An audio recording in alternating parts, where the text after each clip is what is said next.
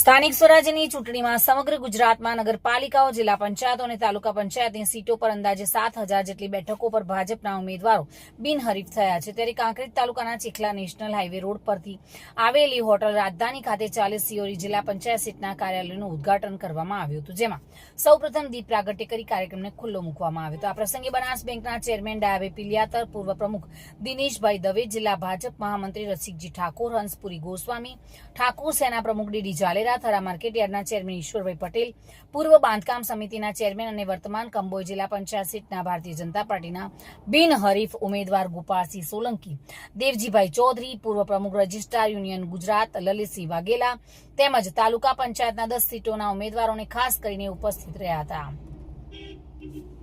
શું કહેશો, જે પ્રકારે આજે સ્વરાજ્યની ચૂંટણીને લઈને પડઘમ વાગી રહ્યા છે, આજે કાંકરેજ તાલુકાના ચેખલા ગામે ભાજપ કાર્યાલયનું ઓપનિંગ થયું છે, આપ શું કહેશો? સ્થાનિક સ્વરાજ્યની ચૂંટણીની અંદર આજે સમગ્ર ગુજરાતની અંદર ભારતીય જનતા પાર્ટી ખૂબ જંગી બહુમતીથી જીતવાની છે. તમે આજે જ સમાચાર પત્રોમાં જોયું છે કે ગુજરાતમાં આ વખતે 720 સીટો એ ભારતીય જનતા પાર્ટીની બિનહરીફ થઈ છે. આજે સિહોરી જિલ્લા પંચાયત સીટના કાર્યાલયના ઉદ્ઘાટન પ્રસંગે કાર્યકર્તાઓનો જમાવડો તમે જોયો હશે. ખૂબ કાર્યકર્તાઓ આની અંદર રસ લઈ અને ઉપસ્થિત રહ્યા છે. કાર્યકર્તાઓની મેદની અને લોકોનો જે ભાવ છે ભારતીય જનતા પાર્ટી પ્રત્યે એ જોઈએ તો આ સીટ આપણે ખૂબ જંગી બહુમતીથી જીતીશું.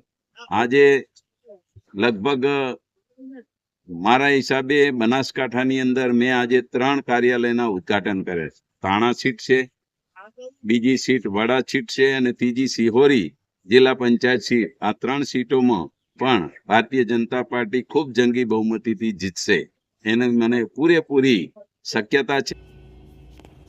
માનસી ચૌહાણ સાથે bureau report, today Gujarati news.